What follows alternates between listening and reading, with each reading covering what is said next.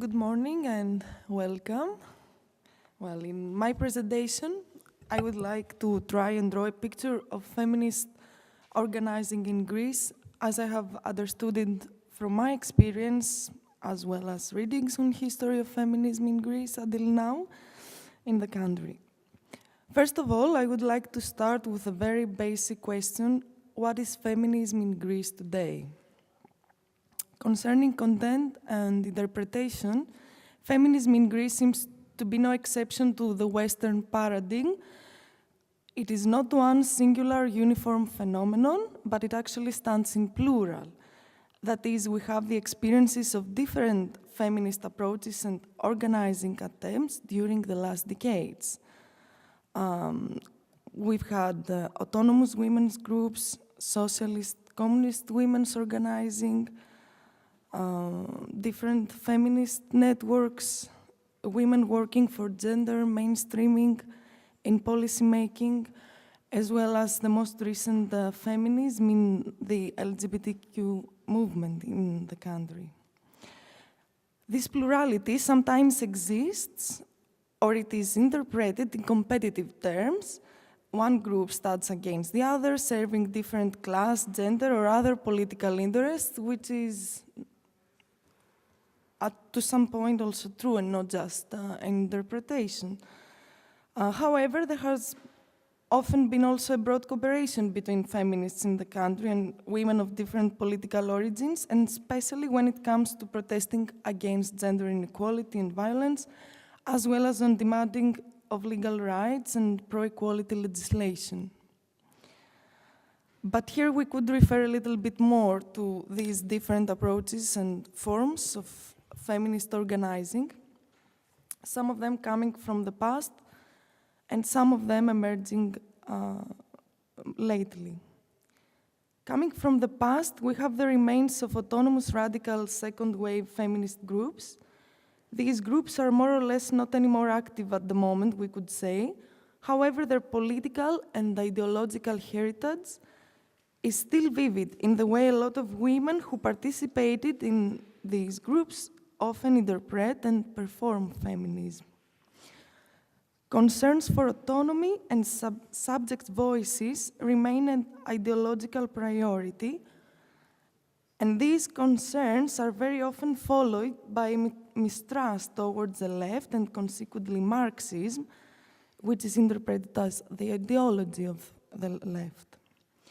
But we must note here that Marxist theory, or at least specific references to Marxism and interpretations of it, have historically been used in the Greek left to silence or legitimize the marginalizing and undermining of feminist voices in the country. For certain parts of the left, as for example the Communist Party in Greece, this tradition keeps on going as the official party line on the topic. For the Communist Party, feminism is described as a bourgeois theory and class enemy still. Well, then it comes to the left and leftist women themselves. Women in the left are rarely in separate groups, and usually they belong in women's or gender organizations of their own parties, often taking stance on women's rights and gender issues, and usually trying to balance between their party ideology and tactics and their own feminist gender concerns. This model influenced to some point even the young women in the parties and is anyway present when it comes to these women's participation in attempts of feminist organizing. Feminism is often either met with suspicion by women in the left, or left women who dare to declare themselves as feminists have usually to give their own struggle against the suspicion which comes from their comrades, either male or female. In order to illustrate the tension between these practices, I would like to refer to a recent instance of women's organizing in Thessaloniki, the capital city of northern Greece.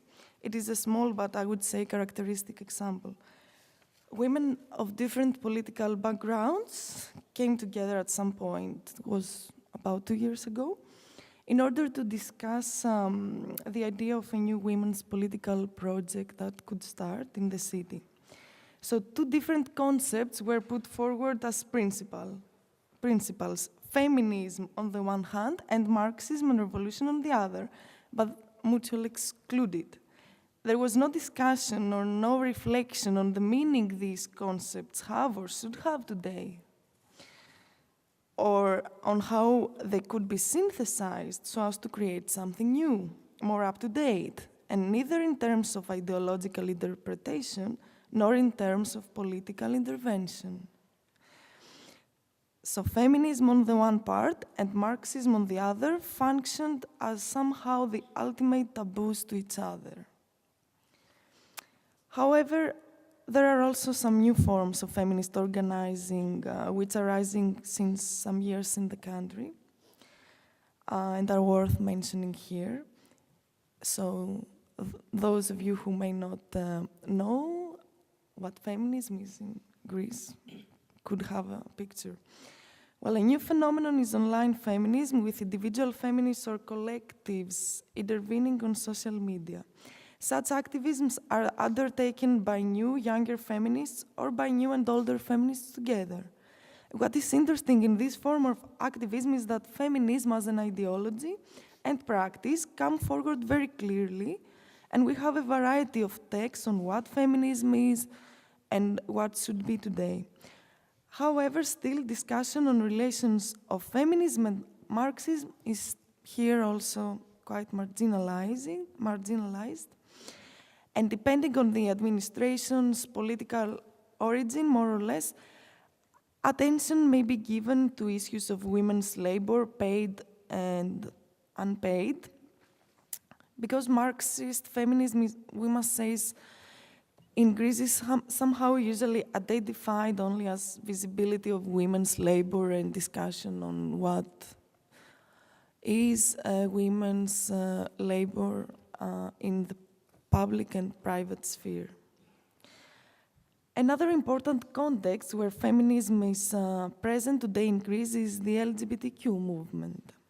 During the last decade, there have emerged a variety of LGBTQ groups in the country, some of them taking a very clear stance pro-feminism. These groups, however, often refer to postmodern theories of construction and deconstruction of gender and identity in order exactly to interpret social relations today, and also to intervene and make their political demands. And in such a context, Marxism is often seen with distrust, again, as it is usually referred to the grand narratives on the one hand, as well as to the left on the other, which is again perceived as old-fashioned, conservative, and restrictive when it comes to gender issues and especially LGBTQ issues.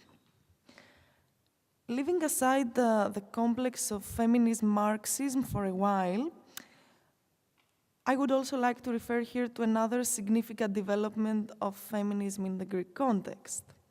During the last decade, we have witnessed an important change concerning the broader anti-neoliberal movements that have risen in the country. Feminism, women's rights, LGBTQ rights seem to be treated with more respect than some years ago. Changes in language usage are a simple but characteristic example here. Some years ago, the idea of anti-sexist language was only met with sardonic smiles, and that was the dominant reaction. However, at the moment, it is no exception anymore to meet texts on magazines, banners, posters on the streets, which may refer to more than the male grammatical gender. And a small note here is that the Greek language uses 3 grammatical genders. At the same time, sexist and homophobic jokes and slogans, which you could hear in protests and demonstrations very often, now are openly condemned in such public events. But this, of course, does not mean that such phenomena have been eliminated. At least they seem to meet more and more public and collective resistance, while some few years ago they would be usually met with silence and embarrassment. The reasons for such a change can be found in different tracks, and I would like to refer here to two important ones, because I think it's very important to try and understand how these changes, even these very small changes, happen. First of all, in Greece, we've had the strengthening of women's participation in movements, as well as the rising of this LGBTQ movement, I've talked a little bit about in the country. And gender issues these ways seem to be no more a taboo at the moment. On the other hand, we've had the rise of right extremism in the country, and I would dare the assumption that the rise of far-right forces and practices in Greece, with its sexist and openly homophobic discourse, have affected the ways gender issues are discussed on the opponent camp, the more progressive one, and in the left. These issues are now more and more seriously discussed as important ones, and anti-feminist mocking is often not tolerated in public exactly because it is now connected with right extremism. These are some small but crucial changes that show that feminism has somehow started reviving lately in the country, though slowly. The rise of a left far-right government on power, we must not forget that, on the other hand, has at the same time caused a lot of disappointment and disempowerment of movements, which more or less seems to hinder also the potential of feminist growth in Greece. But at the same time, because social developments are usually contradictory, this new government we've had during the last years keeps open, we could say, a small space for some feminists who stayed in the party or continue to collaborate with the government and the state to intervene. And for example, as we referred before to language and sexist and anti-sexist language, some months ago, we've had in the country an official guideline for using anti-sexist language on state documents. And this was met with very different reactions. Some are encouraging, some not. Anyway, as this transformation of, however, Greek society, I would like to refer that Greek society as during the last years, I'm sure you've heard a lot, is going through a severe neoliberal transformation. And as this transformation is now deepening, we need, I would dare to say, new tools to better understand the current social developments and to reorientate our social and political vision. I do not have much to say on Marxist-Feminism or feminist Marxism in Greece, as it has not been sufficiently, if at all, elaborated in the Greek context. However, it could provide a comprehensive political frame to deepen our understanding of social reproduction in the given socio-political context, but also in a more utopian one, we could say. We usually spend all our energy on trying to understand and resist current social inequalities, and we forget to imagine what kind of world we would like to live in. And I think that a feminist Marxism could put forward such a demand.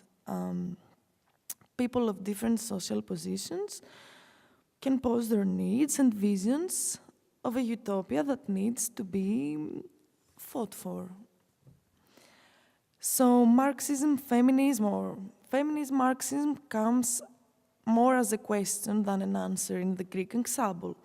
How could Marxism-Feminism or Feminism-Marxism be used today as a methodological tool in order to describe, situate historically and comparatively living conditions of different social groups and subjects? What demands could it promote for a more fair organizing of our lives? How could it put the debate on gender relations and social organizing forward in the contradictory feminist fields that I tried to illustrate before? These are, of course, questions that go beyond the Greek example and I think would worth working on in order to build a new theory and method for our struggles. So maybe this could be a point to start the discussion now. Thank you.